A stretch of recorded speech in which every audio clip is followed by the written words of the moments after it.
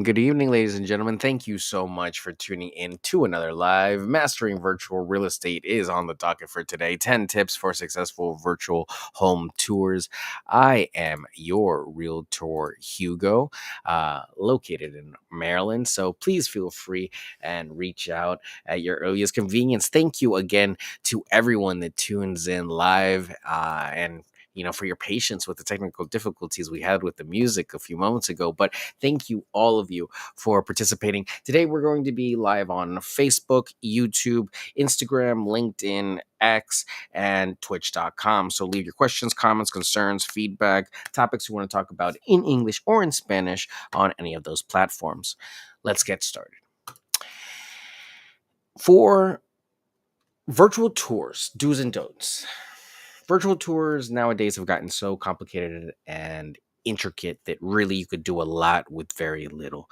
From I believe, an iPhone 14 on and a phone that has a LiDAR sensor will be able to do a virtual tour. What is a virtual tour that I'm talking about? Well, a virtual tour is a 3D capture of a property at any given time. It can be done by a professional company. It can be done by an amateur. It can be done by a homeowner. Usually, the information is all of a very high definition nature, pretty big files, and all of it's compiled on a hosting site that compiles all the images together and makes a cohesive, movable, interactive space from the images. These are usually housed with a few different companies, the most popular of which is Matterport. And that is a great company. They have their own camera that started the industry off on this, and their virtual tours can range from inside the home to just a few rooms to all the way through the home to inside and outside of the home. So they really can get very intricate, and it comes down to how much of a tour you want to do, and two, you need to do, and three, you plan to do for the future. So a lot of the suggestions we're going to be talking about today are keeping a few of those things in mind. We're going to be talking about 10 do's and 10 don'ts about virtual tours and how you don't really have to break the bank to provide one. Really, the most important thing is that you make it available, because in this day and age of digital accessibility, it really is the first way that people see these properties. Today, I actually helped a colleague with a offer based off of a virtual tour of a property. I was in Gaithersburg and the property was in Frederick. I haven't stepped a foot in that property, but I already based my offer on the what I saw. And that's pretty much based on experience and based on these other things that we as realtors have developed. So, number one of the do's that you want to keep in mind: invest in quality equipment. Use a high resolution camera or smartphone phone to capture clear images and videos of the property. Your iPhone 14 Plus, can do any of this. So as long as, I believe, even as early as a 13 can do it. But the key is that it has a LiDAR sensor in the camera configuration. That is really what you want. There are some great companies that do their own individual cameras, and of course, Matterport has their approved cameras that they would suggest. So look into what are their suggestions on the best cameras on the market right now. Number two, prepare the property. Stage the home to highlight its best features and ensure it's clean and clutter free before recording.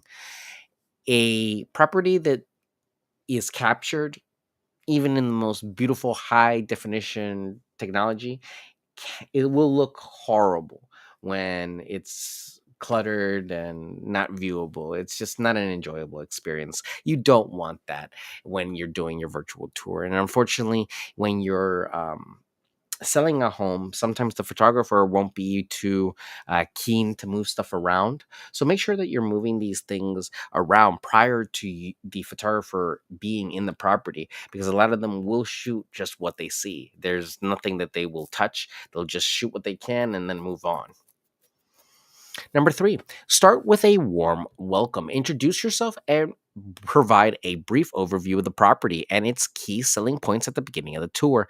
This is more for the for sale by owner or agent that wants to be a little bit more personable with the tour, and introduce kind of the key highlights. But more than anything, the property speaking on its own can do enough. What the key is, be it 3D or a traditional video tour, that you give the client a good perspective of the property and show it in the best light possible, highlighting the key features and selling points.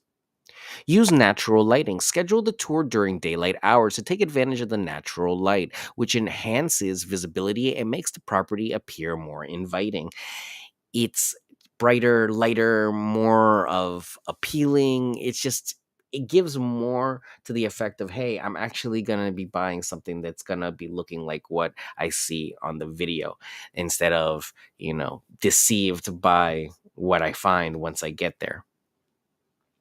Number 5, provide context. Offer context about the neighborhood, nearby amenities, and local attractions to help buyers envision themselves in the area. Remember, you are the homeowner and you are the one that knows the area the most. So take advantage of what amenities and benefits there are in that area and express those so that you can actually get the value of having those to your availability. Number 6, encourage interaction. Invite viewers to ask questions and engage with them throughout the tour to address any concerns or inquiries they may have. This was something that, especially during COVID and lockdown, was paramount to help people understand the perspective and scope of certain properties and just what it was like to walk around them. So don't be scared to answer questions in the comments, or leave questions open, or means of contact, because really the sooner you can answer those questions, the sooner you can get to someone that might either one, buy the property, or two, help you clarify your message so that your marketing is better and more directed to the people that you want to reach. Number 7, offer multiple angles. Capture different angles and perspectives of each room to provide a comprehensive view of the property. I would also suggest being careful of what lens you use. Don't fall into the trap of using these wide angle lenses that are very distorted. It can be very deceiving. And if you do use these lenses, make sure that you are correcting within your software for any aberrations in the lines. Make sure that your lines are all square and the architecture looks square. The worst thing in the world and the clearest sign of an amateur photographer is when you're looking at an image and you can see slight curvatures of the lines, either physical or visual. That yeah, definitely happy. Yeah, let me know anytime that you need some help with some tours or anything like that. Um And yeah, one of the biggest things is making sure that the lines are not curving. The curve comes from the actual natural bend of the lens. So software nowadays is very easy to just one button click, so to make sure that that doesn't happen anymore, but you got to make sure to hit that button. It's one of the easiest ways to make that mistake between an amateur photographer and a professional one. You can waste all this money on gear, and then if you don't get your lines right, it just doesn't look right. Something about the picture will always look weird. Number 8. Um, Highlight unique features. So showcase any unique or standout features of the home, such as architectural details, upgraded appliances, or outdoor living spaces. Again, going on with the selling points, these outdoor things are really nice, but I would focus more on what the actual features are and not so much on the kind of aesthetics. Sometimes you'll see people take pictures of um, trees and flowers and leaves, and that's fun and cute and very aesthetic. But in real estate, more than anything, especially in real estate photography, you want very clear photos in predictable predictable fashions. You can be creative to a degree, but you want to be more than anything creative in your composition, not so much in what you're presenting. You want to give people angles that they trust and angles that they can kind of already see. And usually there are four angles. You usually get every corner if you're really thorough, but if you're not, then you get at least two parallel corners. So if you're doing the left corner, the left back corner, you do the opposite corner. So you always do the corner that's furthest from the door first, and then the opposite, the from the entrance into the room. That at least will give you two views of that one room that really helps to visualize the property very easily. Next up, it's end on a positive note. Summarize the key features of tours and express gratitude for viewers' interest in the property. Not everyone has to sit there and watch your video, so make sure that you thank anyone that does if you put it up on YouTube. And if you're not allowed to because you're on an MLS system or you're in Bright, you can just like leave a little tagline and leave something where they can contact you and best information, but make sure that you leave your calling card. If you want to use a watermark, leave a watermark. But make sure that you leave a stamp of who did this work, because otherwise, it really is a missed opportunity, I believe.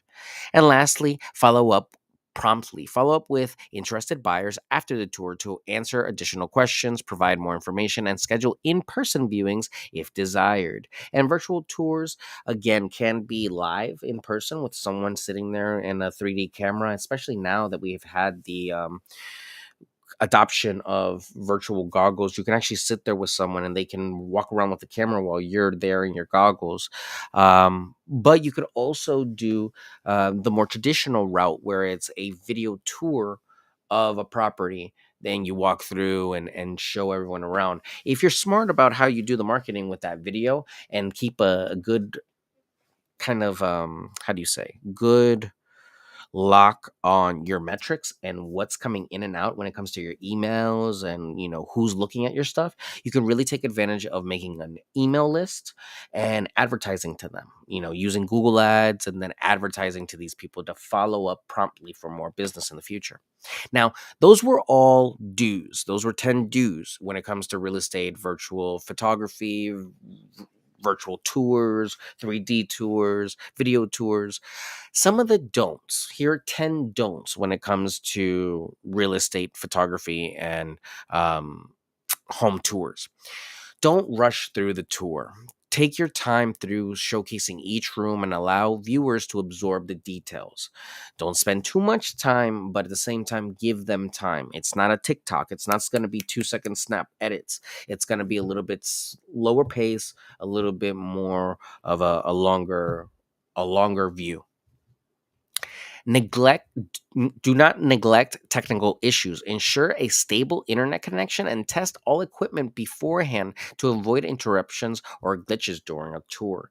And be prepared for things to go wrong, especially if you go down into a basement, you are probably going to lose connection. So if that is something that you already know, make sure that you prepare for that. Either make sure that you're set that aside and record that first, or pre-recorded, or then show it at some other point, or tell people to come in and see that in person, because otherwise you're going to lose a lot of people and you're going to waste your time in that live or in that virtual tour because of that lost gap. You can try. The other great suggestion that I've always had and used too is your own hotspot or your own VPN. If you use that while you're broadcasting, usually you have a better chance of keeping your service. So, number 3, overlook safety measures. Maintain proper social distancing and adhere to local health guidelines when conducting in-person viewings. And especially that's the reason we're doing virtual tours, to make sure that we can have people, see these properties in any form that they need available. Number four, don't forget to promote the tour. Advertise the virtual tour across various platforms, including your website, social media, and real estate listings to reach a wider audience. You'd be surprised how much work people put into their photography or their videos, and they expect people to just like it. It's, yes, as an artist, it feels great to have stuff just liked by the public and just people just, think that, oh, wow, you're awesome. But in this day and age, the world of creative is so oversaturated. You have to, 9 times out of 10, throw a little bit of money on it to try to promote it out there and push it out there to the right people. Um, Nothing on social media anymore is as free as it seems, unless you really have been able to strike that viral trend consistently. So, if real estate photography is something that you're into or looking forward to doing, then making sure to harness the attention that you have when you have it and documenting your journey is probably the best bet, because otherwise you could run into the unfortunate issue of just burning yourself out doing all this work and not really getting new business, because you do need to consistently have business, and promoting yourself is only really the first way to get more business. Number five, do not misrepresent the property. Provide accurate and honest descriptions of the property's condition, features, and amenities to build trust with potential buyers. Um, Provide accurate and honest descriptions. Another thing that I would also really highly suggest is maybe staying away from the virtual staging.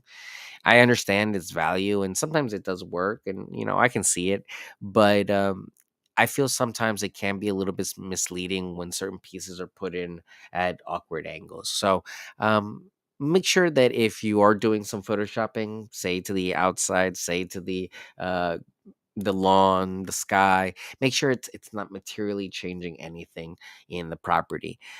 We don't want to misrepresent the lawn even and make it greener than it is. We really want to keep it along the same lines, just for the sake of consistency and not leading people on. Number six, don't exclude external views. Include external shots of the property, including the front facade, backyard, and surrounding landscapes to give viewers a complete picture of the home. Because the worst thing you can do is do a beautiful tour of the inside and then forget the outside. You'd really be in bad shape at that point. Number six, Actually, number seven, do not limit access to information. Provide detailed information about the property, including floor plans, property taxes, and homeowners association fees to help buyers make an informed decision. A lot of that is more on the homeowner side, but what good photographer can do, a good successful virtual tour will have, is a good floor plan.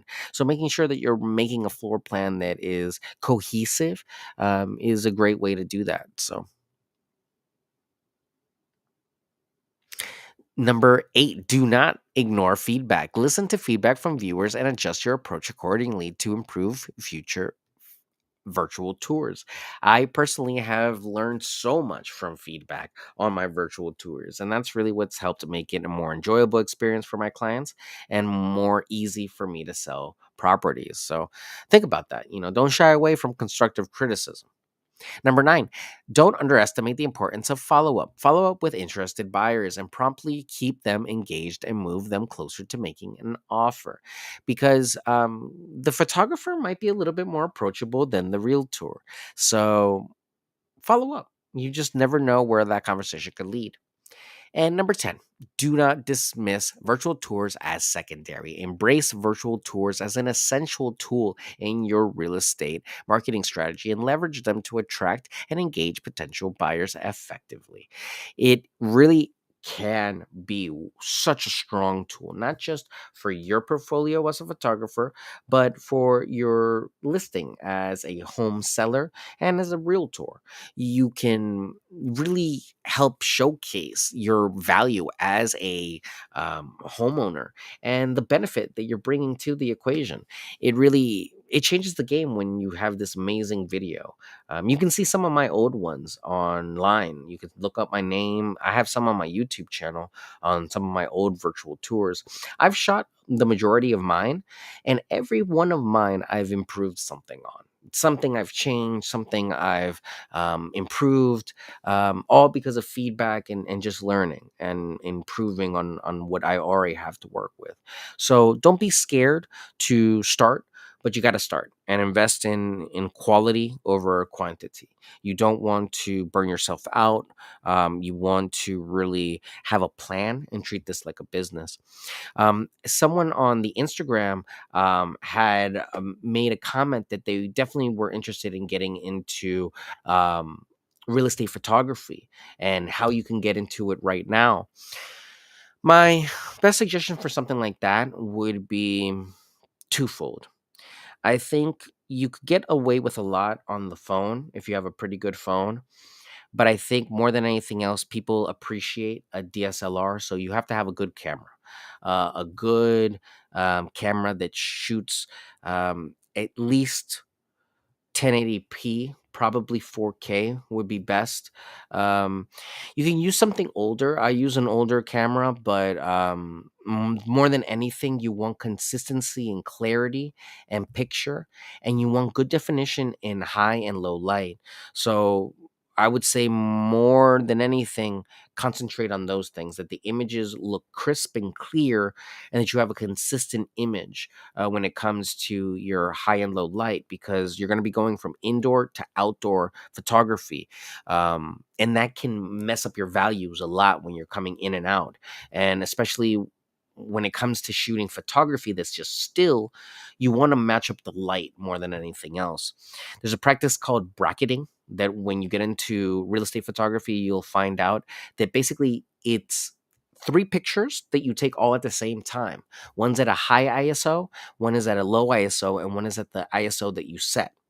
So what that does is that in post production, you can take all those three images and merge them together, so that all those three values, what they do is that they give you the full range of color from like negative, equal, and positive. So it really is the best way to shoot real estate photography, because you can get the light overexposed, at exposure, and underexposed, giving you a full range of colors that you could edit from in the final image. There are a whole bunch of little things that you'll pick up along the way, but the best suggestion is put your name out there. Go out there and offer your services. The going rate for about 1,200 feet is about 400. No, not even. It's about maybe $250. So if you can beat that, if you're willing to work for less, if you're willing to cut deals with people, if you're willing to do referrals, there are people that are more than happy to have you shoot their properties. Most realtors have a company that they work with. So talk to realtors and offer them a deal.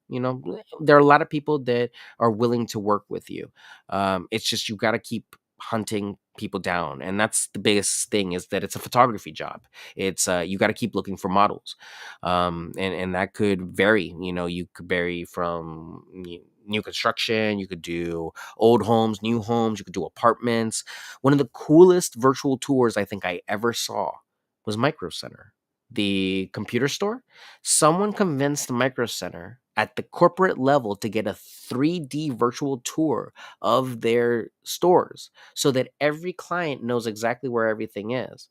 I thought that was genius. Like, I think every place should do that. And selling services like that, like a 3D virtual tour, in your package is a great thing. You can sell people a la carte services, where it's just shoot the pictures, you shoot the pictures and do the video, shoot the pictures and do the 3D. There's a ton of things you can do. Have good customer service, be on time, be prepared, and know your stuff. Because the worst thing you can do is go to the actual presentation, get ready for the actual shoot, and then have all your pictures turn out horrible. It happens. But you want to work all those kinks out before you get there. You want to have at least a feasible product before you start getting clients, because these clients will want to show your photographs to other people. So you want to make sure that you're comfortable doing what you do and shooting your own house or your own room before you go out there. And that's really the best way to start. I shot my room probably 3,000 times just trying to get my settings right. So take your time. Take your time. There's no rush. Quality work takes time. Get to learn your software. There are tons of free software like CapCut, Adobe. Use what works for you. But make sure that you're investing more than anything in the education to know what it is that you're missing, because you can spend a lot of time focusing on areas that might not really matter. Focusing a lot of time on like getting a great camera just to shoot a couple of pictures.